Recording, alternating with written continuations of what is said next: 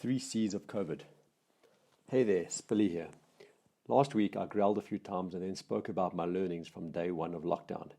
It was rather uplifting in nature and inspirational in tone. Don't get used to that. Today I'm writing to you with a far more aggressive stance. No lube, no pulled punches, no sanitizer on that trolley.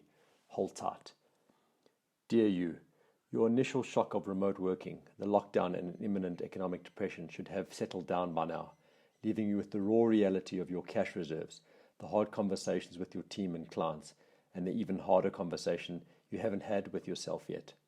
You now face the three C's of COVID, all resulting in change. Yes, the three C's. I am literally making this shit up as we go. The first C is choice. You have the power to make choices now.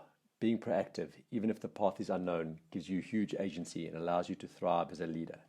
As with all choices in life, it's advisable to have your facts checked and not just rely on gut.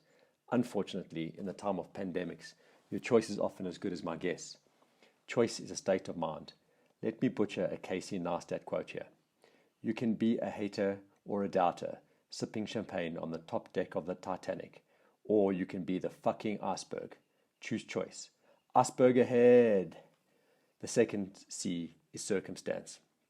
The current circumstances have left you with fewer choices than you may want right now. You are in the dangerous middle ground where you can either make a move, choose a direction, and be the iceberg, or wait out the circumstances and let fate or whatever deity you believe in make the choice for you. This is not advisable. However, you may find yourself in too deep where circumstance has already come and gone and left you in the first and the firm grasp of our third C, crisis.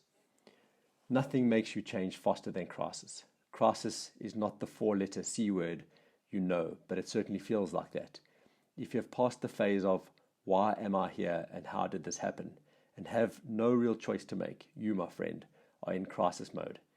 You have to make a choice now, but you don't have any real options on the choice. Sound familiar? Now, you may swear that you become a better version of yourself, a best version of yourself under pressure, and live in crisis mode. Were you that kid that always wrote his assignment the day before it was due? Are you always fighting people crisis, client chaos, and cash flow stress? Great. But this is different. This is South African Revenue Services coming after you personally.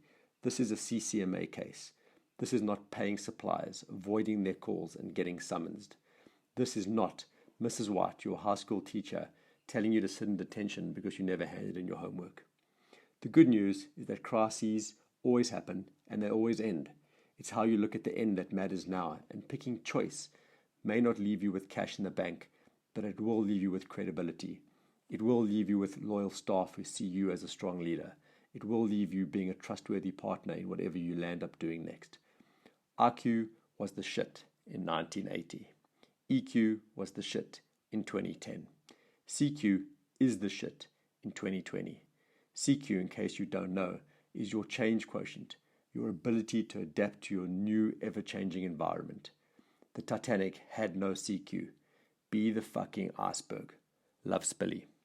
P.S. Special thanks to Mario Lee of DevCom, who shared the initial change theory with me. All the best.